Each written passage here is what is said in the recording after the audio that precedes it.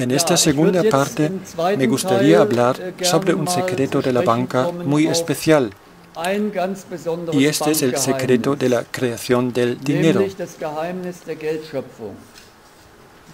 Todos conocemos el término de secreto bancario y normalmente se entiende de este concepto algo diferente. No obstante, uno de los mayores secretos de la banca, mantenido y guardado durante cientos de años, es el secreto de la creación del dinero. Y yo quiero ahora revelar este secreto, cometer en un cierto sentido traición a este secreto. Pienso que es muy importante que cada vez más personas se enteren de cómo funciona la creación de dinero e históricamente cómo se ha desarrollado y qué diferentes formas ha adoptado. Para esto vamos a trasladarnos a cientos de años atrás, cuando todavía existía el patrón oro, y esto en forma de monedas de oro. A propósito, sería un tema interesante preguntarse por qué la humanidad ha estado durante milenios anhelando tanto tener oro. Las explicaciones que se dan normalmente son algo insuficientes, porque brilla, porque recuerda al sol, porque es un material que dura eternamente. Todas estas respuestas no son realmente satisfactorias, pero no quiero ahora tratarlo en profundidad. Lo he hecho algo más amplio en el libro Los tabúes sobre el dinero. Lo que voy a hacer ahora es partir de la época cuando el oro ya era el medio general de pago y analizar cómo fueron combinando hasta sustituyendo completamente el oro por el dinero papel. Dazu gekommen ist, dass das allmählich ergänzt und dann abgelöst wurde durch Papiergeld. En una segunda fase, si el tiempo lo permite, voy a hacer reflexiones similares y también hacer dibujos aquí en la pizarra respecto al paso del dinero en efectivo, o sea, por ejemplo, del dinero papel al así llamado dinero bancario o giral. Es muy interesante constatar cómo estos cambios se parecen. Es decir, si entendemos en la primera fase la transición de patrón oro en la forma de la moneda en oro al dinero papel, entonces ya tendremos una base bien puesta para comprender la segunda transición, que es del dinero en efectivo al dinero bancario.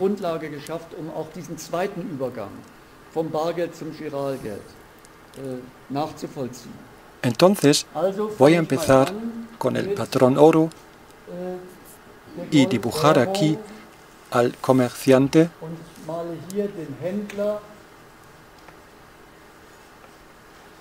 Y aquí, aunque históricamente al principio eran los orfebres con sus talleres, luego estos se convirtieron poco a poco en bancos.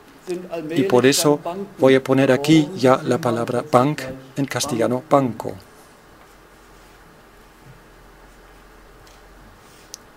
El comerciante recibió a cambio por la venta o el comercio con sus mercancías monedas de oro.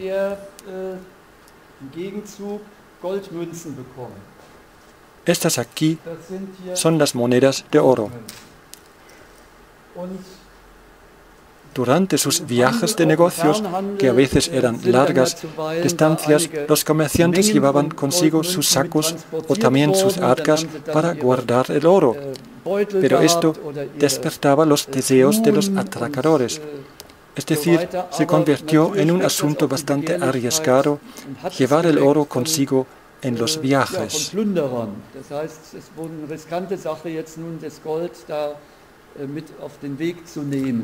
Necesitaban una solución. Además, tuvieron miedo de que robasen el oro en su casa, pues habían ladrones con buen olfato que sabían bien dónde mirar. Estas pueden haber sido las razones por las que los comerciantes y otros tipos de hombres de negocios confiaban su oro o monedas de oro a alguien que sabía bien cómo guardar el oro de forma segura. Y estas personas fueron los orfebres. Para ellos el oro era un material de trabajo y sabían también muy bien el riesgo que tenían ser víctima de un robo. Por eso eran bastante creativos en encontrar soluciones para guardar de forma segura el oro, por ejemplo en cajas fuertes o en habitaciones o sótanos bien cerrados. Esta cuestión formaba parte de su profesión. Eran expertos de seguridad en el almacenamiento de oro.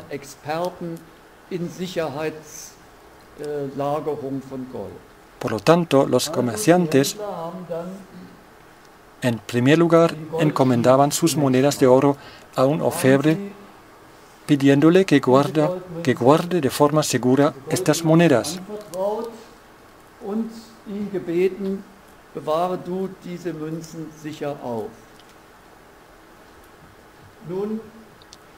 Para que no saliesen sin nada en la mano del taller del orfebre, este les daba un papel. Esto aquí representa este papel. Era un recibo donde se ponía el valor del oro que se había confiado al orfebre o más tarde al banco. Voy a escribir aquí un número, por ejemplo 100. ¿Cómo se determinaba el valor del oro? ¿Qué influía en su determinación? ¿En qué se basaba? Esta es una pregunta muy amplia e importante, también en el sentido general. ¿Cómo se forma el valor de cambio de una mercancía? La cual es una pregunta básica a través de los siglos en las teorías de la economía.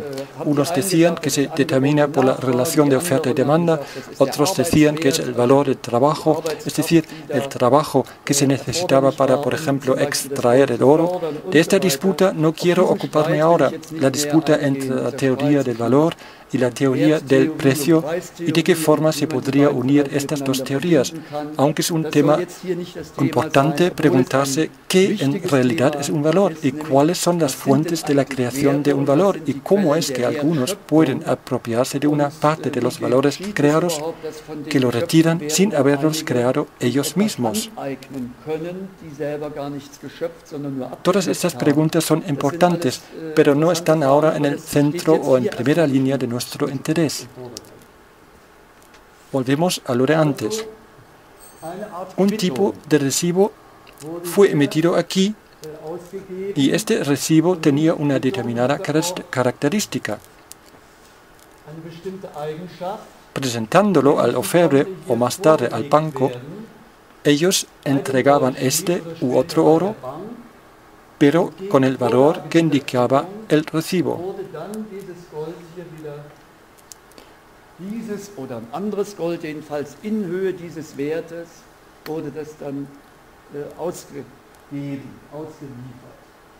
Una vez terminada la transacción, el oro estaba de nuevo aquí, en la mano del comerciante, y el papel estaba, después de este intercambio, aquí. Y con esto el proceso en principio había terminado. Es decir, este papel aquí se hubiera podido romper, había cumplido con su función. No obstante, resultaba bastante práctico usar también estos papeles, que más tarde se iban a llamar billetes de banco, con terceras personas.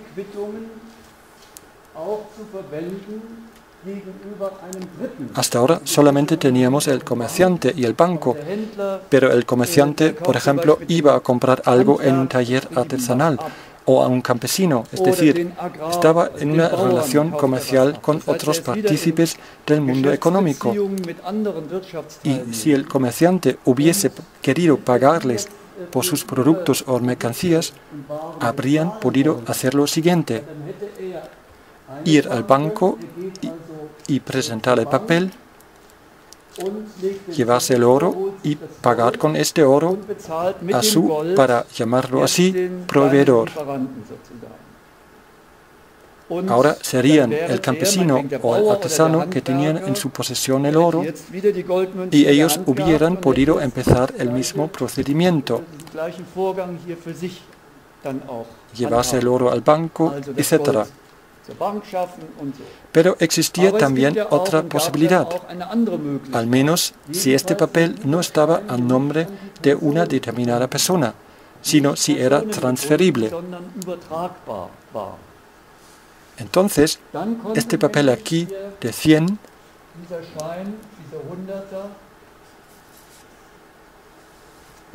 siempre unida con la plena garantía de la convertibilidad al oro, lo quiere ilustrar esta línea discontinua aquí, este papel de 100 podía ser pasado a otros, supongamos del comerciante A, esto era el primero aquí, a otro partícipe del mundo económico, al B, y el B podía pasarlo al C. Nos bastan los tres por el momento. En cada transacción comercial pasaba junto con este billete de banco esta garantía de la convertibilidad al oro. Esto era realmente bastante más práctico que convertir por cada partícipe y para cada transacción antes el billete en el banco en oro, luego pagar en oro y suma y sigue. Trajo una simplificación en el servicio de pagos. Se pasaba el billete de banco, pero claro está, la condición para que fuera posible era la confianza. Y en este caso, en el banco. Es decir, confianza en lo que garantizaba este papel, la plena convertibilidad en oro, y que esto realmente se cumplía. Que esta confianza realmente era justificada o no, esto es otro cantar. Era suficiente que las personas confiaban en el banco. Y sobre esta base fue posible que todo funcionara. O sea, solo se pagaba con billetes de banco. A veces tenía sentido o incluso era necesario cambiar parte de estos billetes en oro. Esto hacía falta, por ejemplo, cuando el comerciante tuvo como destino de su viaje otra región en la que estos billetes no se conocían o no se aceptaban porque la gente en estas regiones lejanas no podían valorar bien lo que estaba puesto sobre este papel diciendo, ¿qué es esto? Este banco no lo conozco, no sé si es digno de confianza, prefiero monedas de oro.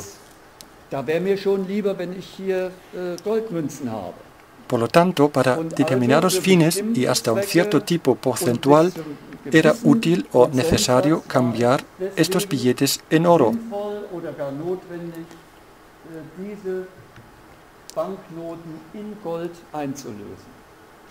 Para que el modelo sea más fácil, voy ahora a partir de la hipótesis que la cantidad máxima que se cambiaba al oro era un tercio de lo que se ponía en este papel.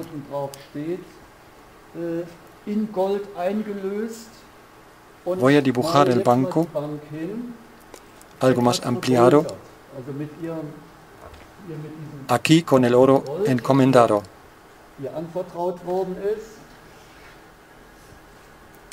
Esto es el oro.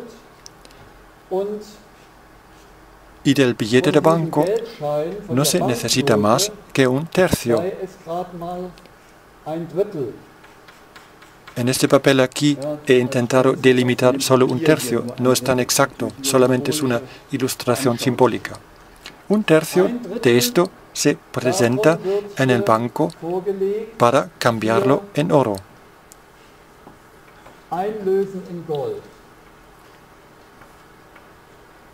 Y para esto, el banco necesitaba un tercio de la reserva de oro que almacenaba.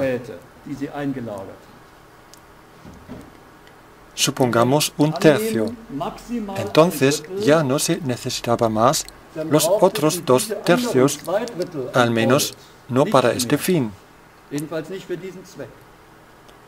Si solamente se cambiara en los días normales de negocio como máximo un tercio en oro, quedarían 2 tercios del oro como reserva de excedentes. Estos 2 tercios en realidad ya no se necesitaban. Quizás estaban depositados en las cajas fuertes y en los sótanos durante bastante tiempo sin ser reclamados, digamos como olvidados, hasta que algún día a algunos de los orfebres o más tarde de los bancos se les ocurrió hacer, entre tanto, algo con este oro.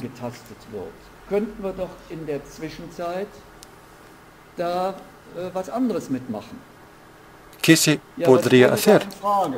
Se podría prestar el oro mismo a un tercero. ¿O cuánto teníamos aquí? 1, 2, 3, 4, sería ya al quinto. Es decir, esta reserva de excedentes podría ser prestada a otro más.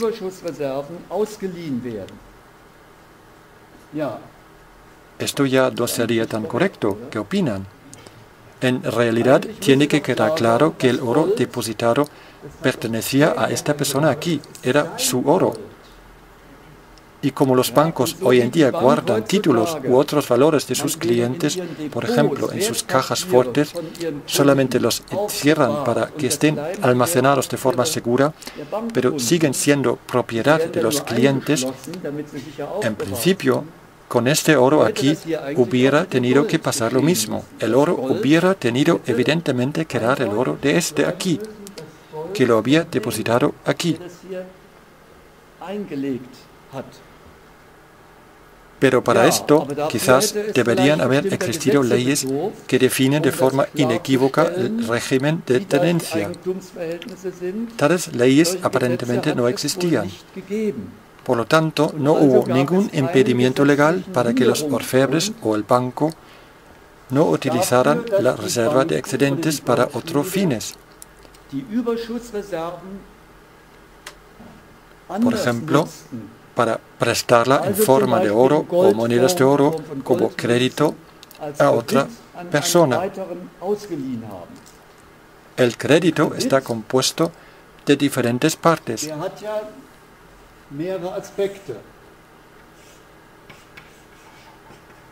Conlleva, por un lado, el interés, luego el principal del préstamo, la devolución de la cantidad prestada, y en el caso que el deudor no cumpla con esto y o esto, existe la garantía real o material, es decir, el prestatario o deudor tiene que poseer propiedad. Sin ninguna propiedad no puede garantizar nada. No puede dar de garantía cualquier cosa que no es suya y ofrecerla al banco como garantía, solamente si es suya. Por lo tanto, el deudor daba de garantía real una propiedad y si, por ejemplo, fuera financiado con esta propiedad una casa, entonces la garantía era la casa. Y si el campesino tenía como propiedad un trozo de tierra, entonces la garantía era este trozo de tierra. Si esto aquí es el propietario de la casa que ha financiado la casa con un crédito y esto es el campesino que ha financiado, por ejemplo, nuevos aparatos o nuevas semillas con un crédito, y los dos no están más en condiciones de cumplir con esto y o esto, con su servicio de la deuda conforme a lo estipulado en el contrato, entonces se pone en marcha la garantía real. Esto significa en este caso que se subasta de forma forzosa la casa o que se subasta de forma forzosa el terreno. El propietario de la casa se encuentra en una situación en la que ya no tiene más una casa. Hace poco se me ocurrió que en las ciencias económicas se sigue hablando de todas formas en alemán de Haushalten. En castellano sería el mantenimiento de una casa, pero esta es una situación en la que el concepto ya no encaja en absoluto, porque ya no se puede mantener la casa. Por lo tanto, se tendría que emplear un nuevo término. Y el campesino ya no puede más cultivar su tierra. Esto significa que se encuentra sin nada. Y este aquí ya no tiene techo, al menos no este. Así que puede ocurrir que realmente se convierte en una persona sin techo. Tiene, por lo tanto, unas consecuencias muy graves si esto y esto no se cumplen conforme a lo estipulado en el contrato.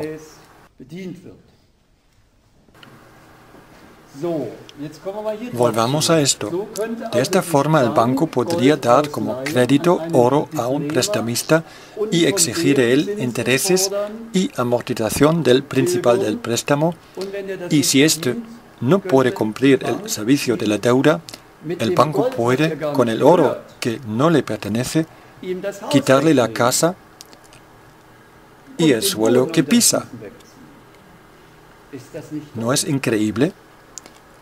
Esto es realmente creativo. Claro, desde la perspectiva de aquellos aquí. Siempre depende en qué lado estás. Creo que en la conferencia de hace un mes lo he comparado y vale la pena repetirlo una y otra vez. Además, hay bastantes nuevos asistentes hoy por la tarde con la entrega de un abrigo en la consigna de un auditorio. A cambio del abrigo se da un ticket o una pequeña moneda de metal, y si se supone, presentando este resguardo al final del concierto, que te devuelven tu abrigo. Anteriormente se entregaba este ticket, se rompía y se devolvía el abrigo. Así se terminaba el procedimiento. Uno ya tenía de vuelta el abrigo y se podía ir a casa tranquilamente. Pero, ¿qué pasaría si alguien aparece en la pausa diciendo: ya no más música, tengo suficiente, quiero irme a casa? Y el encargado en la consigna reacciona sorprendido diciendo: vaya, vaya, no he contado con esto en absoluto, lo siento mucho, pero esto no es posible. Esto, como todo el mundo entenderá, no sería una forma correcta de actuar. Todavía menos correcto, si cabe, sería si la consigna, entre tanto, hubiera prestado el abrigo para la segunda parte del concierto por el frío que hace a un tercero, exigiendo que éste pague un interés o una tasa. Quizás se podría pensar que al propietario se le da una parte de este beneficio, pero si no le dan nada, vaya chollo. De alguna forma, me parece que esto no estaría tan correcto. ¿Cuál es la diferencia con este billete del banco? Ninguna. Excepto que aquí el asunto es muy turbio y no tan evidente. Esta es la única diferencia. En el auditorio con el abrigo salta a la vista, no sería aceptable. Pero por otro lado se paga por la seguridad, ¿no es así? El banco almacena y guarda el dinero en cajas fuertes y lo protege, así que el propietario no tendría pérdidas, aquellas que podría sufrir si dejara el dinero en casa. Sí, entonces se debería conceder al banco que cobre un tipo de tasa por el almacenamiento. Esto sería aceptable. En la consigna también hay que pagar algo, por ejemplo, €1. En principio no hay nada que objetar. Pero que se presta el dinero entre tanto a otra persona es, pero te dan también un interés si lo llevas al banco. Un momento.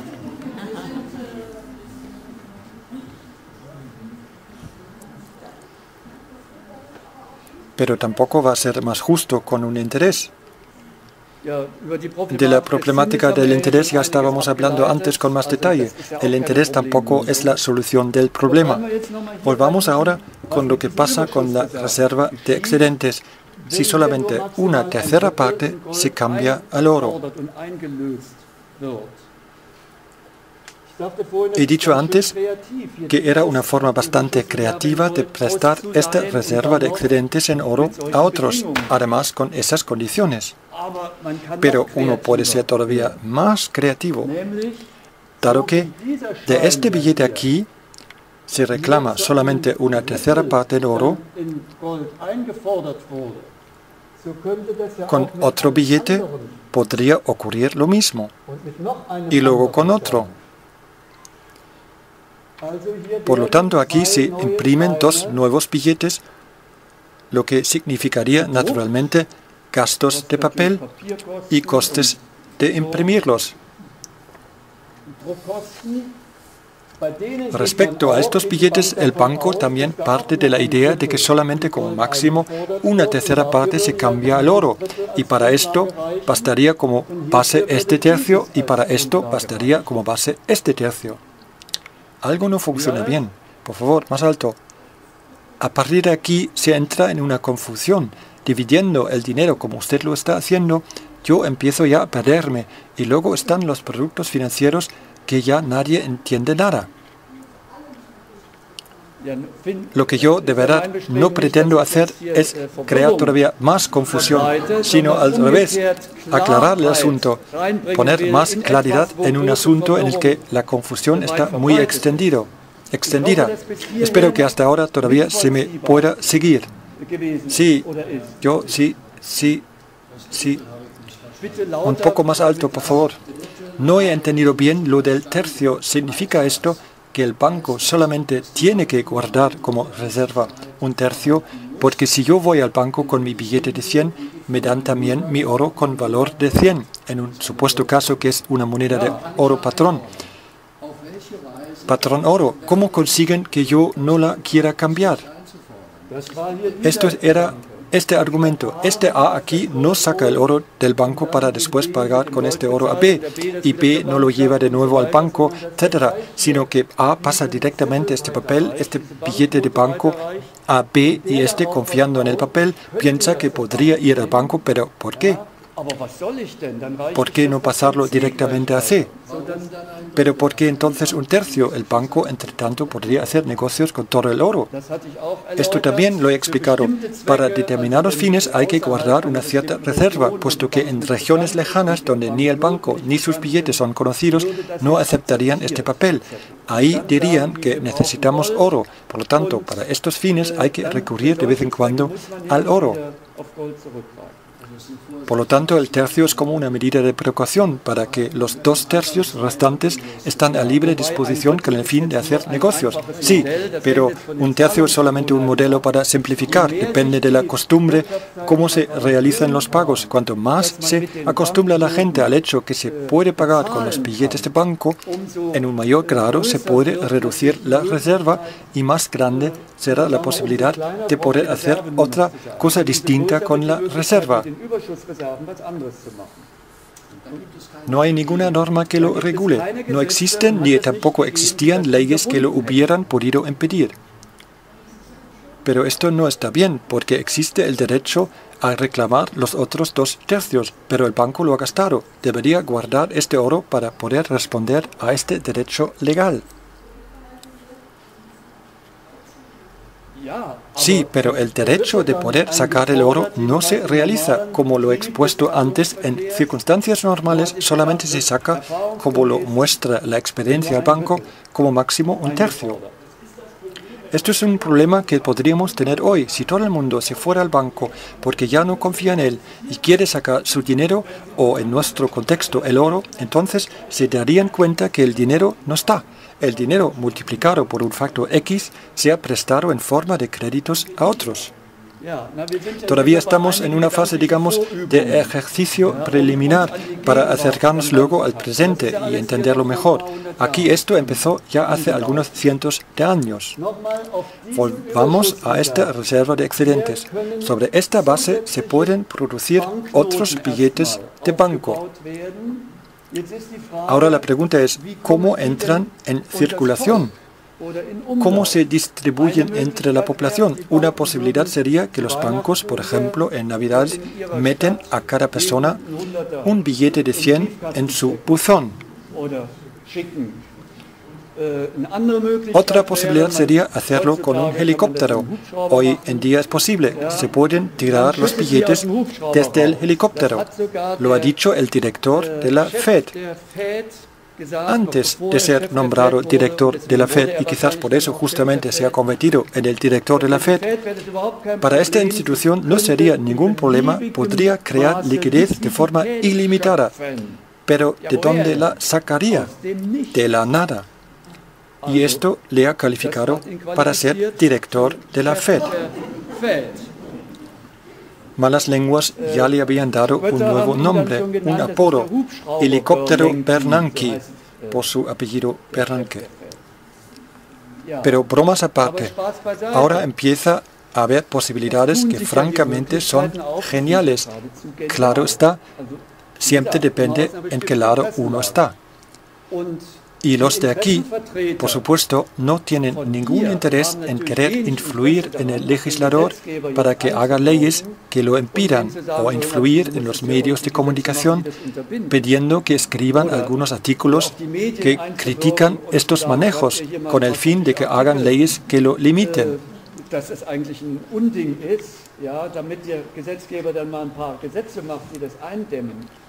No hay interés que se haga esto. Además, en asuntos de dinero siempre dejaron a los expertos de finanzas que redacten los proyectos de ley. Quizás se comprenden mejor ahora las razones por las cuales estos textos tienen un estilo tan rebuscado.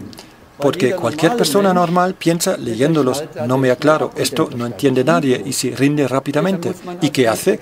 Llamar a los expertos para que estos redacten, a veces incluso dicten las leyes que aquellos que no tienen ni idea del asunto, y esto justamente por el hecho de que están escritas en un lenguaje críptico, dan el visto bueno y las dejan pasar. Por este motivo se ha podido mantener esta situación durante siglos como algo obvio, natural, y nadie se ha dado cuenta, o casi nadie. He oído hablar, pero no sé si es del todo cierto, pero lo voy a contar de todas formas, que las primeras facultades de ciencias económicas fueron financiadas por unos bancos privados. Ocurrió hace tiempo en Inglaterra, en tiempos de Adam Smith. Entonces también se entiende porque él no menciona nada sobre el tema de la creación del dinero en su voluminoso libro La riqueza de las naciones, que se ha convertido en un bestseller mundial. Ni una sola palabra, secreto de la banca. Y así muchos economistas que vinieron después de él. En realidad, casi todos han participado en este guardar el silencio. Muchas veces no por mala intención, no lo habían aprendido de otra forma, pero cierto es que tampoco han hecho preguntas, o cuando preguntaron se les echaba una buena bronca diciendo no hagáis preguntas tan estúpidas, así es y punto. O se les dio como respuesta rápidamente algunas frases típicamente de expertos, mejor todavía repleto de términos en latín. Entonces se rinde uno fácilmente, además con la sensación que uno no puede con ellos, y la consecuencia es que no se hacen más preguntas. Así o muy parecido van las cosas muchas veces. El resultado es que se ha creado algo que para mí es como una opresión colectiva. En realidad aquí existe en el fondo un gran conflicto de intereses, pero este gran conflicto es reprimido, no por algunos individuos, sino por toda la sociedad. Pero estamos hoy en día en una fase en que, al parecer, cada vez más personas empiezan a hacerse preguntas. Lo muestra la gran cantidad de todo lo que se sube y se mueve en los últimos años en Internet, a veces en forma de películas. Por ejemplo, una parábola bien hecha con dibujos bonitos que se llama La historia del orfebre Fabián. Solo hay que poner en Google la palabra Fabián y ya se encuentra. Realmente muy recomendable. Pero hay otras películas que dan también en el clavo respecto a este asunto realmente inconcebible que estamos tratando. Pero todavía no hemos terminado del todo. Estos billetes de 100 están aparentemente cubiertos por la reserva de excedentes, este billete por este tercio y este por este tercio, que, repetimos, de hecho no son de la propiedad del banco. La pregunta antes era de qué forma el banco consigue que estos billetes entren en circulación. Hemos mencionado dos alternativas, tirándolos desde un helicóptero o vía envío colectivo, pero existen otras posibilidades dependiendo del grado de la imaginación. Pero los bancos comerciales no llevarían este nombre si no quisieran hacer ante todo negocios, entre otros hacer negocios con el dinero, negocios con el crédito. Por lo tanto, va a entrar este dinero aquí en circulación a través de un crédito. Y este también. Aquí este era todavía el resguardo de un depósito realmente efectuado. Para estos dos billetes no se realizó ningún nuevo depósito, sino el banco, sobre la base de una reserva de excedentes que no le pertenece, imprime más billetes. los crea de la nada. No obstante, no queda en la nada, sino los mete en circulación vía créditos. El banco busca y encuentra deudores a los que da estos billetes de banco por un compromiso de deuda consistiendo en los intereses, la amortización del principal y la garantía real.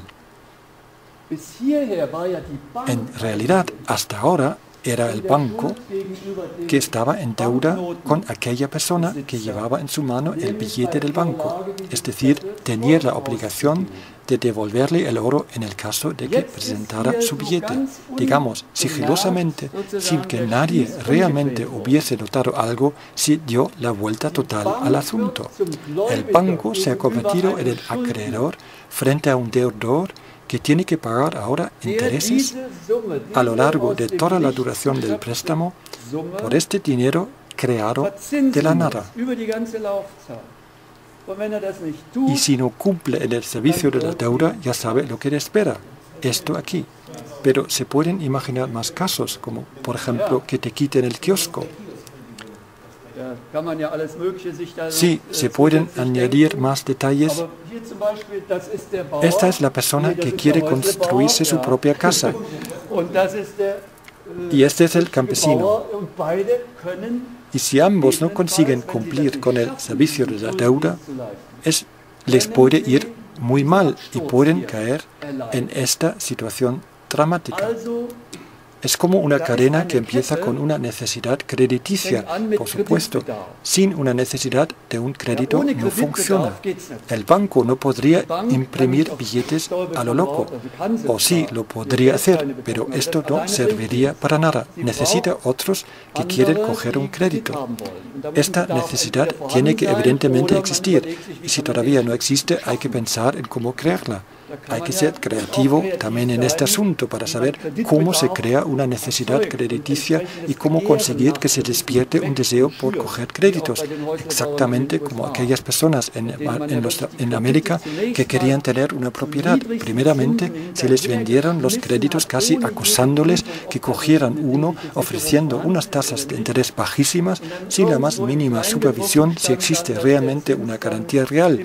Y en algún lugar, muy abajo en la letra pequeña, se ponía que el tipo de interés también podría cambiar, podría bajar todavía más, pero también subir.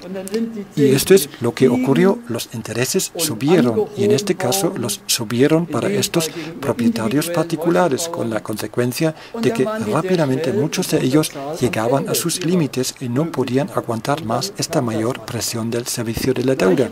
Entonces sucedió aquí esto en masa. Este principio se puede emplear para países enteros. Lo voy a explicar en pocas palabras. En los años 70 del siglo pasado, los países del tercer mundo sacaron muy pocos beneficios de sus exportaciones. Por determinadas razones históricas, tenían cada vez menos posibilidades en el mercado mundial con sus escasos productos. Y las razones por las cuales tenían pocos productos a ofrecer tenían mucho que ver con el colonialismo sufrido. Lo que no producían ellos mismos lo tenían que importar. Entonces se abrió con los años una brecha. Lo voy a ilustrar con unas tijeras. La tendencia de los beneficios de las exportaciones era a la baja, aunque con grandes altibajos, mientras los gastos para las importaciones tenían más bien una tendencia al alza. La consecuencia era que se abrió una gran brecha. Sucedió un empeoramiento de los Terms of Trade, el castellano de la balanza comercial. Y la abreviación de este término, que es de uso común, es muy significativo. Terms of Trade es Tod. Traducido del alemán al castellano es muerte. Dio en el clavo. Los creadores de esta abreviación ni siquiera se dieron cuenta que cerca estaban de la realidad. Estos Terms of Trade, esta balanza comercial, se había empeorado con el tiempo. Para una cierta cantidad, por ejemplo, de cereales, se les daba en cambio cada vez menos productos industriales de consumo o medios de producción. La consecuencia La consecuencia aquí, esta brecha, fue tapada en parte con las ayudas al desarrollo, es decir, con dineros sin obligación de reembolso, pero no eran suficientes. Luego llegaron los créditos de la banca privada. Estamos ya en la época de los años 70, cuando la tasa de interés en los mercados internacionales de capitales, por determinadas razones, eran bajísimas. Y en estos años los bancos ya no sabían qué hacer con todo el dinero. Estaban en la búsqueda de nuevos deudores, acosando verdaderamente a estos países para que cogieran créditos, sacando todas las posibles maneras de seducción, empezando con unas tasas de interés de las más bajas. Entonces empezó la fase a la que estaba aludiendo antes. Se echó por la borda el keynesianismo y se abrazó el monetarismo. Y este dictó, entre otros, que hay que cerrar el grifo del dinero y reducir el gasto del Estado en muchas partidas de su presupuesto. Significativo es que de esta reducción se liberó el gasto militar, pero no el gasto social.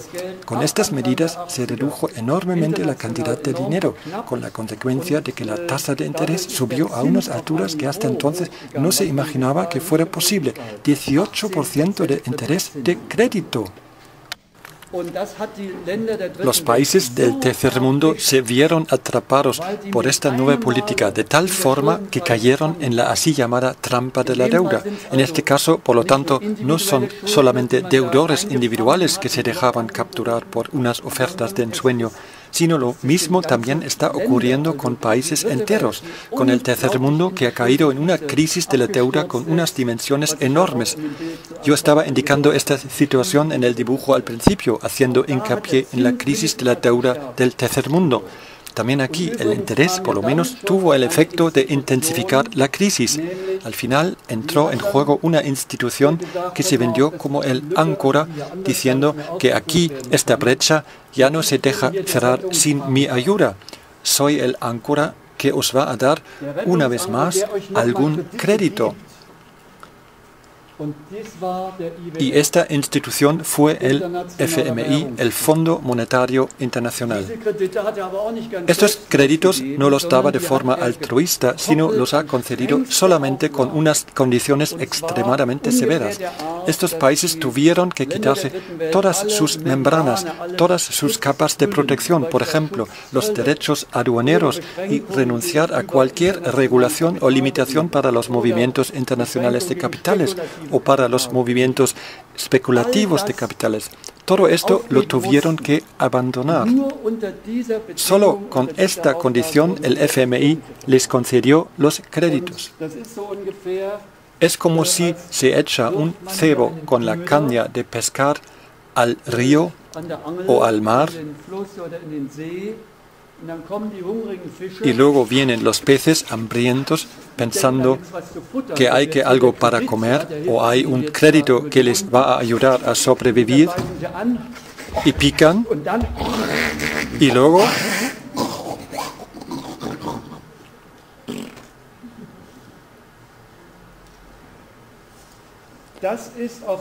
esto es, de la forma más escueta posible, el papel del Fondo Monetario Internacional.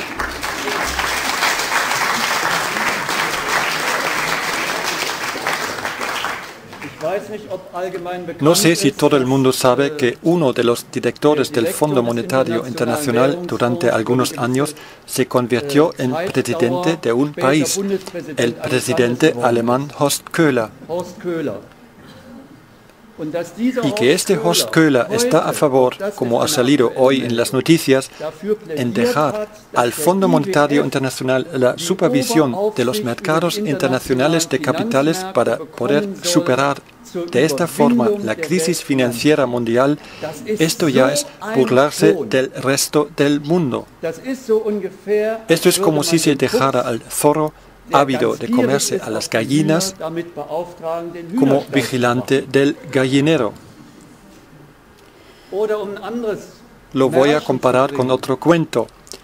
Antes, las potencias coloniales sometían con violencia directa a las colonias. Después tuvo lugar la aparente independencia, las guerras coloniales independistas. Se formaron países soberanos. Todos estos cambios empezaron en los años 50 del siglo pasado y se prolongaron hasta los años 60 y 70. Y las colonias consiguieron su independencia. Pero esta independencia solo fue aparente. Lo único que cambió fueron los métodos. En la primera fase se habían lanzado sobre las colonias con violencia directa, también con violencia militar, esclavizando más o menos a sus habitantes, subyugándolos bajo una dependencia de carácter casi feudal. Esta situación se superó en muchas partes del mundo, al menos durante cierto tiempo. Pero con esto no ha finalizado, no se ha superado realmente el saqueo. Se está cometiendo ahora de otra manera. Se entra en estos países de forma más suave, con el afán de querer ayudar. Ahí está nuestro FMI, al que se pide que ayude a estos países a los que ya nadie va a conceder créditos. Esto me recuerda al cuento del lobo y los 7 cabritillos. Al principio el lobo es tan torpe, golpeando fuertemente a la puerta. Antes la madre había advertido a sus cabritillos diciendo: cuando no esté, no abráis la puerta, pues el lobo anda por ahí, es muy peligroso, os comerá. Y el lobo vino, como no era muy hábil, entonces los cabritillos supieron enseguida que era el lobo. No te dejamos entrar, nuestra mamá nos ha contado que eres muy peligroso. Y el lobo aprendió la lección. ¿Qué hizo en el siguiente intento? Tomó tiza, me voy ahora a tomármela. Para que su voz aparentase la de la mamá. Los cabritillos habían dicho al lobo que tenía una voz muy grave y que no era la de su mamá, y siguieron diciéndole: tus patas tampoco son blancas, tú no eres nuestra mamá. Al lobo se le grabaron bien estos comentarios. La próxima vez vino con la voz de la mamá y las patas blancas de tiza, en plan suave. Y los cabritillos preguntaron: ¿sí? ¿Quién está ahí? Aquí está vuestra querida mamá. ¿Sí? ¿De verdad? ¿Que sí? Enséñanos tus patas. Aquí están. Es cierto, patas blancas y la voz como la de mamá. Entonces te dejamos entrar.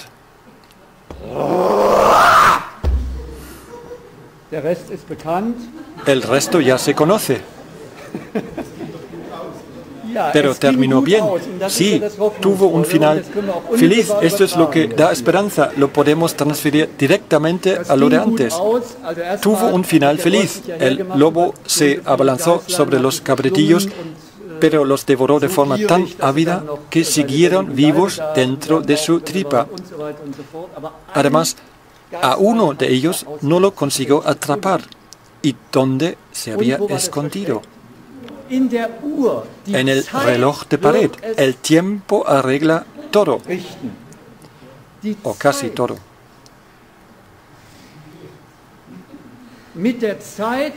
Con el tiempo saldrá la verdad a la superficie.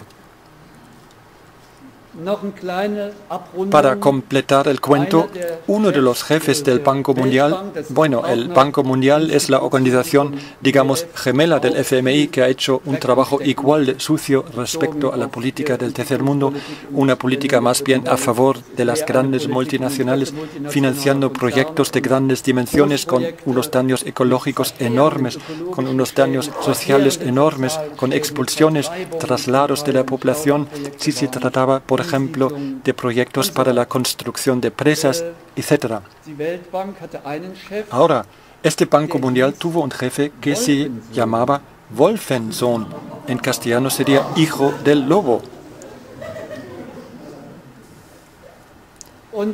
Y más tarde llegó otro jefe que se llamaba Wolfowitz. En castellano sería broma del lobo. sin broma. A ver qué puede significar esto. Respecto a nuestro presidente actual, se me ocurrió lo siguiente. Primero teníamos el canciller Kohl, en castellano sería Kohl o también tontería. Luego vino como presidente Köhler, en castellano carbonero o como un comparativo gramatical más tontería. Y la siguiente pregunta tendría que ser, ¿qué sería el superlativo am coolsten, la gran tontería? Pero, como he mencionado antes, hoy mismo el señor Köhler se ha pronunciado a favor de que este FMI, con esta política tan brutal frente a gran parte del tercer mundo, exigiendo enormes sacrificios y causando unos daños ecológicos y sociales tremendos, este FMI, que es responsable también de la crisis asiática al final de los años 90, del pinchazo de las burbujas especulativas en estos países, este FMI, que no ha hecho esfuerzo alguno para realizar o al menos promover algunas reformas estructurales en el sistema financiero mundial, de este FMI se oye como propuesta difundida por su ex jefe que tiene que ser el gran salvador que nos saque de la crisis. Oyendo esto, ya no se sabe si reír o llorar. En todo caso, esta propuesta es realmente escandalosa. Pero a ver, vamos a ver cuánto tiempo todavía puede permitirse la élite en la esfera de la política, de la economía y de los medios de comunicación seguir, y no me ocurre otra expresión, tomando el pelo a la gente. Veo, es mi impresión, que se está cuestionando cada vez más su credibilidad. Lo vimos en la antigua RDA. De repente, todo ocurrió de forma muy rápida. Al final, la gente se burló de su élite y se escapó en masa, aunque en este momento todavía existía el muro. Pero ¿a dónde se fueron?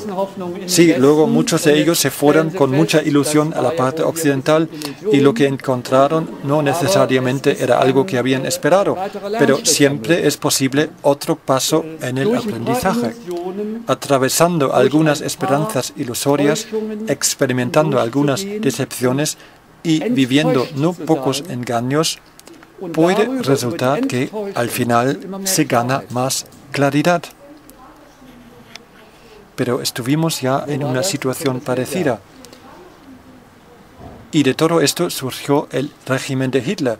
Yo temo que no habrá más claridad, más bien al contrario, tendremos tendencias que ya habíamos vivido en el pasado. ¿No lo ve usted así? Por supuesto, yo también temo este peligro, pero no tiene por qué ser necesariamente así. Depende de cada individuo,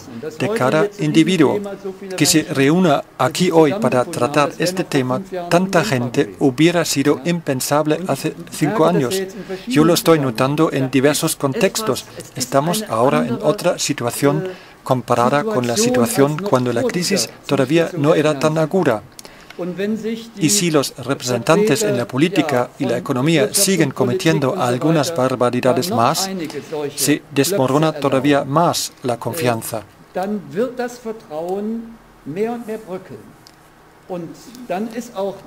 Es como con los bancos. Si no se confía más en que esto funcione, es decir, si estos 3 vienen corriendo diciendo que quieren su oro, entonces saldrá a la luz que todo era un engaño. A propósito, así ocurrió en Argentina hace algunos años. Este país sufrió una crisis financiera tremenda y la gente corrió hacia los bancos para sacar su dinero, pero no les dejaron entrar. Los bancos cerraron y bajaron las persianas metálicas. Entonces hubo muchas manifestaciones, ante todo estas mujeres que hicieran una cacerolada a ritmo latino, reclamando su dinero. No era dinero invertido a plazo fijo en unas cuentas de ahorro o en otras inversiones, sino estaban reclamando el dinero que tenían en sus cuentas corrientes. Era su dinero, lo habían ingresado en sus cuentas corrientes y tenían el pleno derecho de sacarlo en efectivo en el cajero automático o en la caja del banco en cualquier momento y sin límite de cantidad. Claro, se puede entender. Si se trata de sacar grandes cantidades de dinero, hay que avisarlo con tiempo al banco. Una pequeña sucursal tendría que pedirlo a un sucursal algo más grande y organizar un transporte de dinero. Pero en principio, todos los titulares de cuentas corrientes tienen el derecho de que les desembolsen en efectivo en cualquier momento la totalidad de su dinero. Y lo que ocurrió fue justamente esto. Aunque no vinieron todos, pero sí, vino más gente que en días normales reclamando su dinero. Y los bancos cerraron sus puertas. Entonces la gente se fue a ver al ministro de Economía. Hubo manifestaciones de masas exigiendo que saliese al balcón. Querían saber dónde estaba el dinero, su dinero. ¿Y qué respondió? No lo sé. Y yo le creo, yo le creía en aquel momento. Este señor realmente no lo sabía y pienso que tampoco nuestro ministro de Finanzas sabe lo que significa la creación del dinero bancario de la nada o lo que era antes la creación del papel moneda de la nada. Estos ministros no lo saben. Si lo supieran y además hablaran sobre el tema, no se convertirían en ministros o no se quedarían en su puesto de ministro. Así parece ser son las cosas. Yo me pregunto a veces si estos ministros realmente tienen una idea real de las sumas que están gestionando hoy en día. Me puedo imaginar una suma de 2 millones o de 5 millones porque la puedo comparar con valores reales como una casa, piscina, etc. Pero cuando oigo 500.000 millones, entonces ya no me puedo hacer ni idea. Yo tampoco. Parece que están haciendo juegos malabares, son como magos en un varieté. ¿Tienen realmente una idea de estas cantidades enormes? Yo creo que no, pero lo que se refiere a mí, yo intento darme una idea comparando estas sumas con otras. Yo tengo bastante bien presente la suma que se había inyectado para reanimar la coyuntura alemana durante la primera recesión económica de posguerra en los años 1966-67. Fue a la manera de Keynes, lo que he mencionado antes. En esta época se estableció el keynesianismo en la política económica. Antes la situación había sido diferente con el ministro Erhard y el milagro económico, etc. Por primera vez entonces se inyectó dinero en el circuito económico. Este programa de ayuda económica para reanimar la economía en la parte occidental de Alemania ascendió a 5,3 mil millones de marcos. En euros serían más o menos 2,6 mil millones de euros. Para toda la economía. ¿Y qué tenemos hoy? Unas cantidades que superan cualquier capacidad imaginativa. Estábamos preguntándonos cómo funciona la creación del dinero.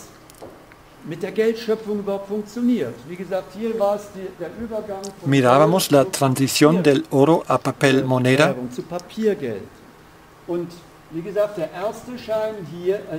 Aquí el primer papel era un resguardo, un billete que se basaba en algo real, en este depósito en oro. Estos dos están sacados de la nada. Acabamos de hablar de la magia y se me ha ocurrido la siguiente pregunta. ¿Qué hace el mago? Todo el mundo espera que saca un conejo de la manga. No tengo ahora una manga, pero tengo algo de imaginación. Y el público mira fascinado y el mago mueve las manos enérgicamente. Y todo el mundo mira cautivado y se pregunta cómo lo va a hacer, por dónde va a sacar este conejo, que de repente quizás lo va a tener en el sombrero. Todo el mundo mira hacia allá porque... Espera, lo voy a hacer yo. Mira, tengo las manos vacías, entonces hago así y luego así y saco el pañuelo.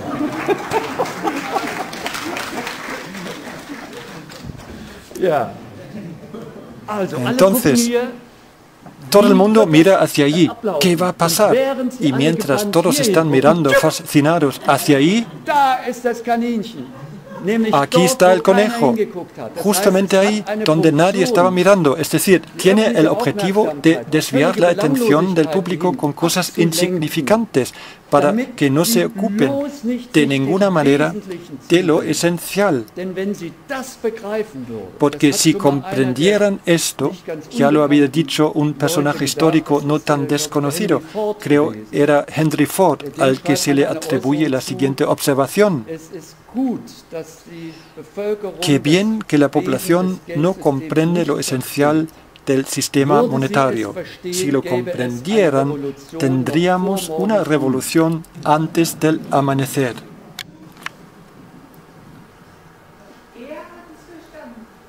Él lo ha entendido. Él lo ha entendido. Parece que algunos lo han entendido. Parece que algunos lo han entendido. Muchos otros juegan un determinado papel y no saben qué papel están jugando. Por ejemplo, en lo que se refiere a los bancos, la gran mayoría de los, digamos, empleados de bancos de entonces no lo habrían entendido. Lo mismo ocurre hoy con la creación del dinero bancario, hasta que se llega a unos niveles más altos, incluso con algunos directores de bancos pequeños, porque los bancos pequeños, por diferentes razones, están bastante limitados en la creación del dinero bancario. Ellos tampoco creen que existe. Y no sé cuántos de los altos cargos realmente lo comprenden. Pero los que empezaron, y ante todo los que han participado activamente para que no se hagan leyes que lo limiten, para que todo esto sea posible, estos sí tienen una responsabilidad. Y de los muchos otros hay que decir que no saben lo que están haciendo. Pero el señor Köhler lo sabe. Del señor Köhler es evidente pensar, ya que fue en su día el director del FMI, que ha leído como mínimo algo sobre el FMI y su papel que desempeña en el mundo. Quiero en este contexto mencionar al menos un libro sobre el tema, porque todo lo expuesto hasta ahora lo he hecho de forma bastante escueta. Es un libro que realmente demuestra de forma fehaciente el papel y la función del FMI y del Banco Mundial durante las pasadas décadas. El autor del libro se llama Michel Chossudovsky. Chossudovsky es un catedrático de economía en Canadá. Michel Chossudovsky. El título del libro en inglés es The Globalization of Poverty, la globalización de la pobreza. En alemán se ha publicado en la editorial 2001 con otro título, Global, Brutal, Global-Brutal. Y en este libro está documentado de manera pormenorizada la política que llevan a cabo el FMI y el Banco Mundial durante mucho tiempo. Una política tremendamente destructiva y devastadora de cara a gran parte del tercer mundo.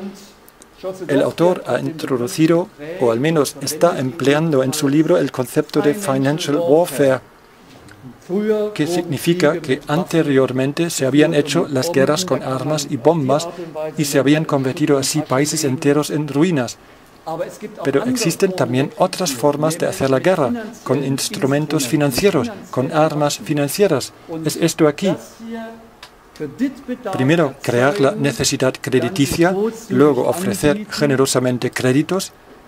La necesidad crediticia conduce al endeudamiento, a un endeudamiento que los deudores a lo largo no pueden soportar. Antes pensé que esta situación solamente podía perjudicar a los acreedores. Pero no, es justamente una parte integrante de todo este escenario. Si no les es posible seguir pagando la deuda, entonces se abre una vía legal para llevarse su propiedad. Como antes aquí, las casas y las tierras de cada uno.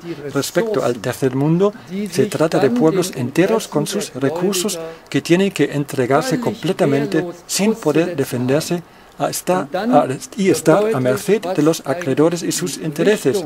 Por lo tanto, se aclara qué fin tienen estas instituciones como el FMI, o al menos qué consecuencias traen sus intervenciones. Esto es el saqueo a estos países, un saqueo organizado y al mismo tiempo encubierto a gran parte del tercer mundo. ¿A quién está sometido el FMI? Ahora no es el momento de entrar en detalle. Respecto a este tema, solo quiero contar esto. Ya el reparto del derecho a voto habla por sí mismo. La única nación que tiene derecho de veto son los Estados Unidos. Por lo demás, los votos están distribuidos según la cuota que los países han ingresado en este fondo. Y los países industrializados y desarrollados están ingresando más, dependiendo también de su PIB, es decir, el peso de cada país es diferente. No es que cada país tenga un voto como en las elecciones democráticas, donde cada ciudadano tiene un voto, sino se rige más bien por la participación de capital, por las cuotas, es decir, algunos países industrializados mandan de forma absoluta en esta institución, con la peculiaridad que los Estados Unidos, como único país, tiene el derecho de veto. Para guardar la apariencia, se ha procurado que siempre una persona que no tiene la nacionalidad estadounidense sea el director del FMI. En cambio, el puesto del director del Banco Mundial casi siempre fue ocupado por un americano. Esto ya no puede ser más una mera casualidad, sino una casualidad programada, comer tiza y embadurnarse las patas con ella, es decir, disfrazarse, camuflar y ocultar. Si se quita este maquillaje, entonces va a salir tan claramente a la luz que esta institución ha estado dirigida por determinados intereses. Lo ha analizado también una persona que sale de la élite de los economistas, aparte de Michel Chossudovsky, y es el señor Joseph Stiglitz. Joseph Stiglitz, que incluso recibió el Premio Nobel de Economía, fue creo en el año 2001. Y Joseph Stiglitz ha analizado años más tarde en su libro El malestar en la globalización, ante todo el rol del FMI, no del Banco Mundial. Con el Banco Mundial ha medido bastante sus palabras. Al fin y al cabo, fue durante años jefe de los economistas de esta institución. Es sorprendente ver cómo un economista de tan alto rango y tan premiado habla sin rodeos en este libro.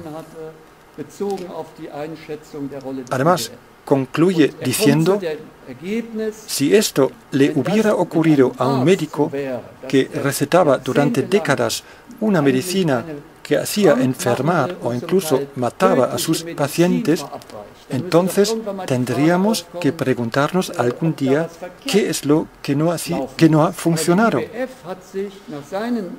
Pero el FMI, según lo describe Joseph Stiglitz, se ha completamente inmunizado contra cualquier tipo de crítica.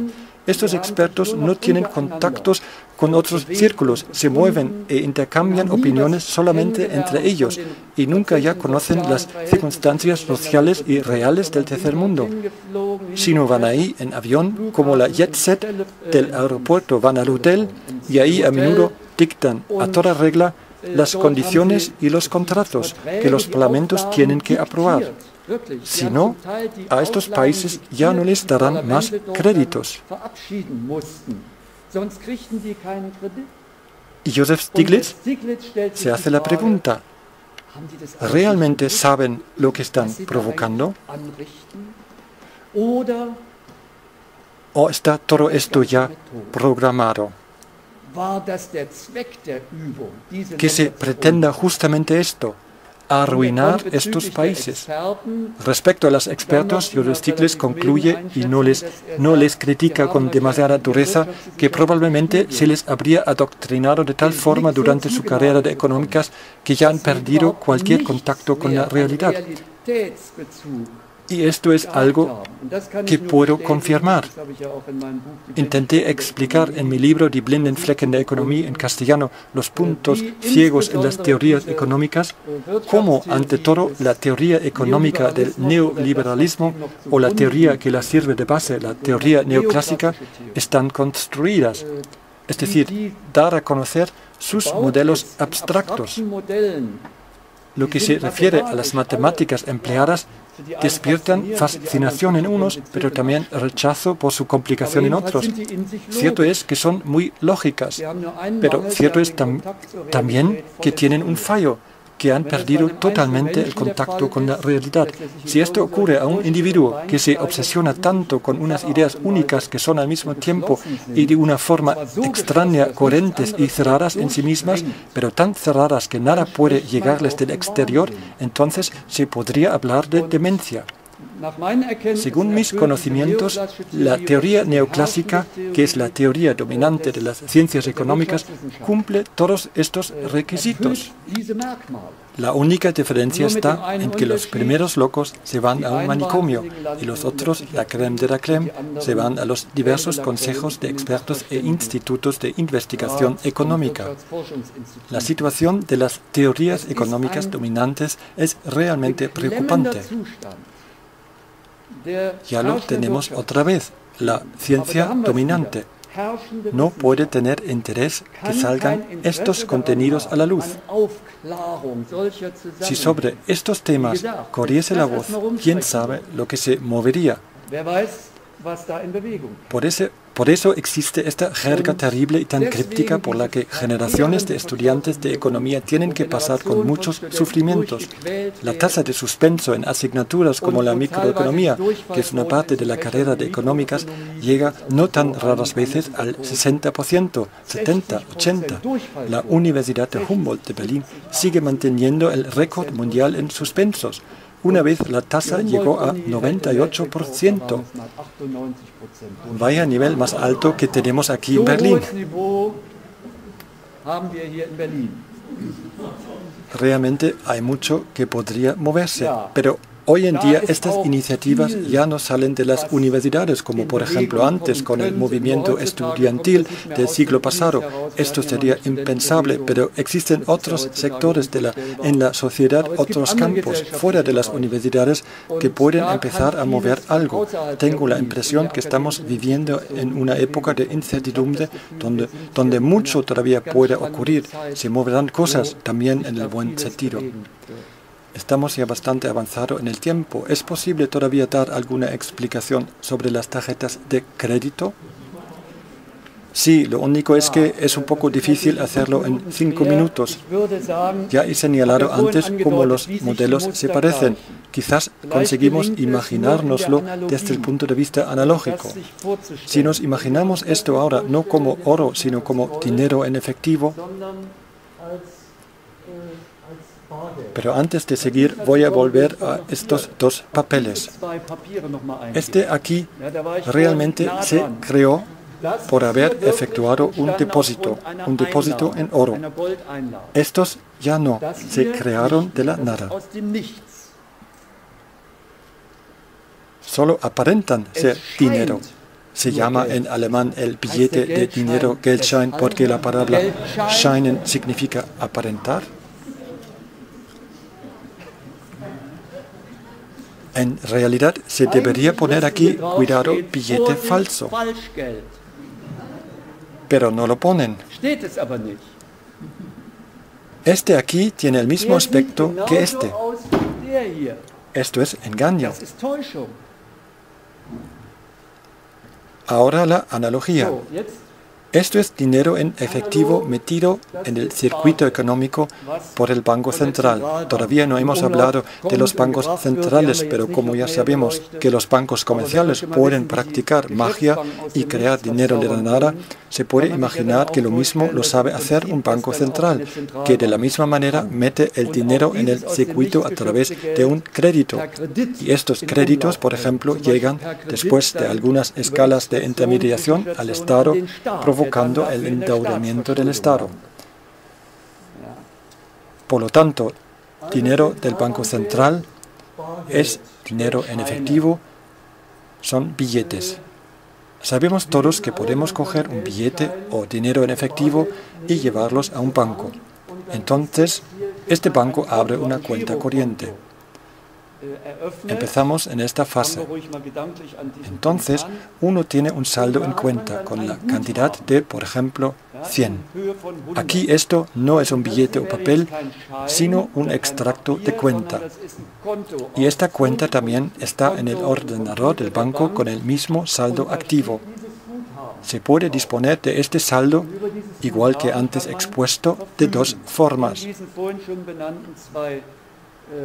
Se podría cambiar aquí esto en dinero efectivo y en principio toda la cantidad de una vez y en cualquier momento, o se carga en cuenta, por ejemplo, toda la cantidad sin cambiar el saldo en metálico para hacer una transferencia a B.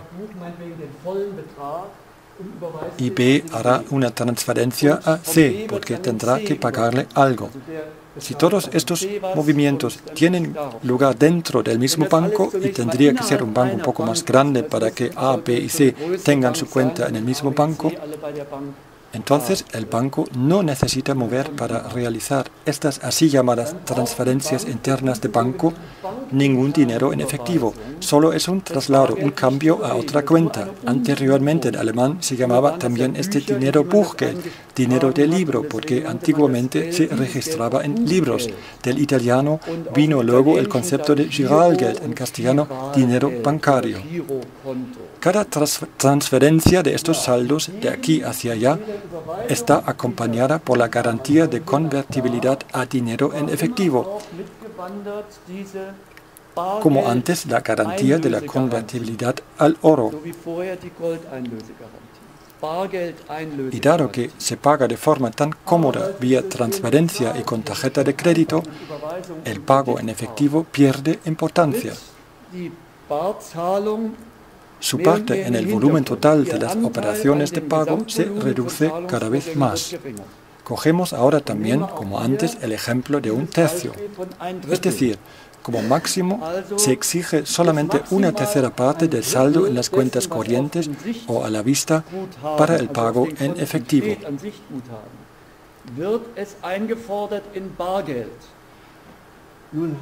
Aquí estaba depositado toda la cantidad del dinero. Por lo tanto, aquí solamente se necesita una tercera parte para posibles pagos en efectivo. Se queda una reserva de excedentes en forma de dinero en efectivo. Esta reserva se llama reserva en efectivo o reserva líquida. Ahora, como antes existe para el banco la posibilidad de prestar esta cantidad restante de dinero como crédito con un interés. Pero mucho más genial sería utilizar este dinero en efectivo como base, como fundamento, abrir nuevas cuentas corrientes e ingresar ahí otros saldos. Pero estos saldos no se conceden a los clientes de banco gratuitamente, como antes mencionado, por ejemplo, vía envío colectivo o de regalo en Navidades, sino como crédito. De este crédito el cliente puede disponer libremente. En este sentido, el banco tiene una deuda con el cliente porque tiene que hacer posible que este cliente pueda disponer de su crédito en efectivo y o en forma de pago por giro o cheque. Esto aparece en el balance del banco en la parte pasiva. En la parte activa del balance del banco aparece ahora el crédito a pagar, la deuda del cliente. Y esta deuda incluye intereses, amortización del principal del préstamo y garantía real, exactamente como antes.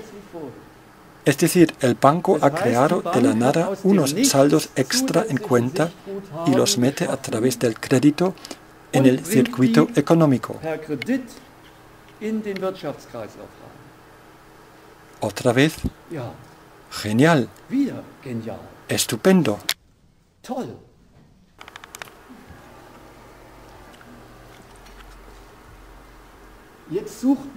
Ahora se busca en las estadísticas económicas y en los balances de los bancos si el banco realmente dio más créditos que originalmente entró como depósitos.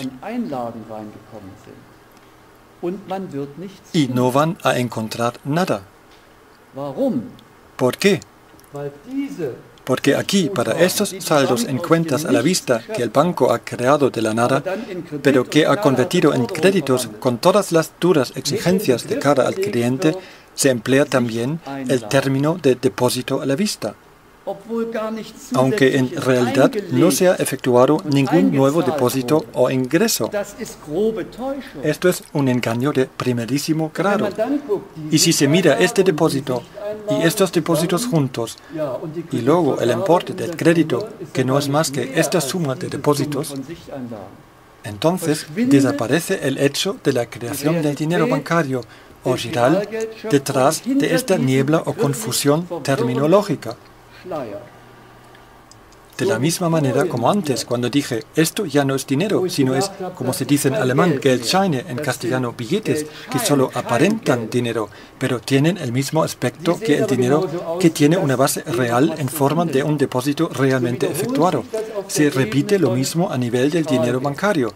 Este dinero bancario se originó porque se realizó realmente un depósito. Por lo tanto, este dinero bancario lleva su nombre de forma justificada. Un depósito a la vista quiere decir se puede disponer en cualquier momento plenamente de ello. Significa que se ha depositado realmente algo. Para aquí esto, emplear el mismo término depósito a la vista es un engaño. Ahora queda todavía la pregunta si esto se ha montado de esta forma sin querer o si esto es un engaño programado, engaño al público y engaño al legislador y otros más que están relacionados con él.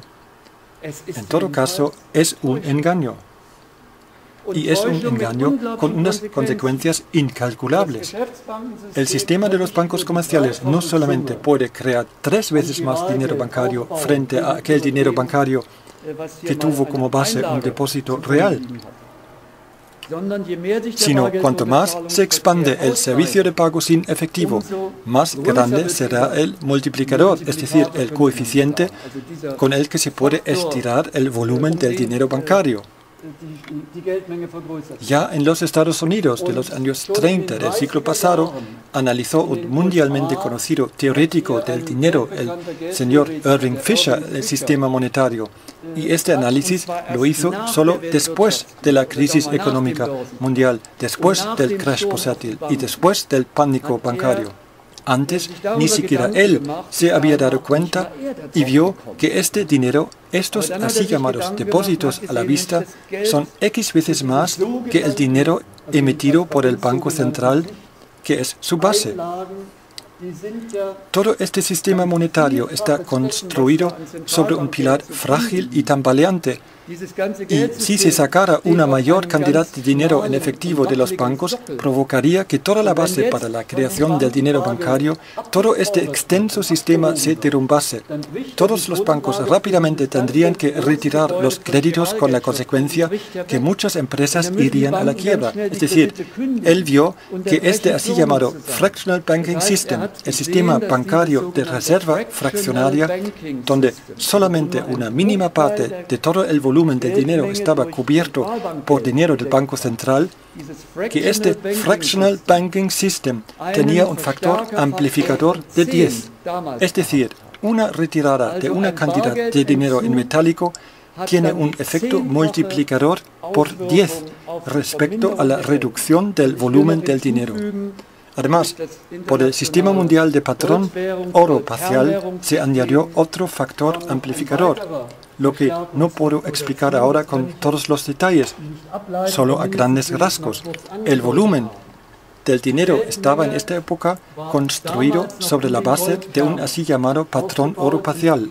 El dinero, el papel moneda, estaba vinculado de forma fija al patrón oro parcial. Y las reglas de juego eran las siguientes. Si el patrón oro parcial se redujera por las razones que fueran, entonces se colapsa todo el sistema. El volumen de dinero de este país tendría que ser reducido 3 veces más.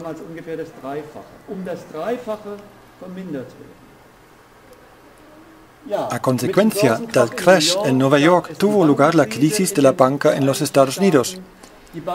Los bancos intentaban desesperadamente conseguir dinero, entonces daban órdenes para que se les devolviera lo más rápidamente posible el dinero que habían prestado a Europa, es decir, no renovaron y prolongaron los créditos, como de costumbre. La consecuencia fue que aquí se produjo una salida de oro, puesto que en esta época la moneda alemana Reichsmark se tenía que convertir primero en oro y luego el oro en dólar. Por eso, esta orden de devolución provocaba una salida de oro. Y esta salida de oro tuvo como efecto que el volumen de dinero llevado a cabo por determinadas políticas del Banco Central se redujera 3 veces más. Es como si una persona hubiera sufrido un grave accidente con una pérdida de sangre considerable y ahora viene el médico diciendo que hay que quitar, porque así lo dicta la norma, 3 veces más de sangre. De esta manera ocurrieron las cosas. Es realmente increíble. Una vez más, aquí era un factor amplificador de 10.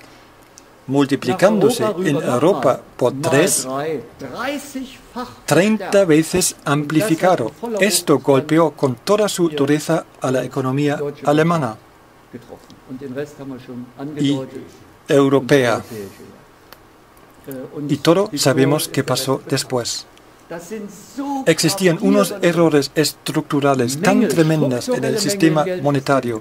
Y como ya he dicho, esto aquí era un alegato a favor de una gran reforma estructural, para una reforma a fondo con el fin de conseguir que haya un dinero bancario que esté cubierto 100% por dinero metálico. Irving Fisher lo llamó 100% money. Y volver a estas ideas, recuperarlas y debatirlas, preguntarse lo que nos pueden aportar, me parece una de las tareas más importantes para emprender hoy en día.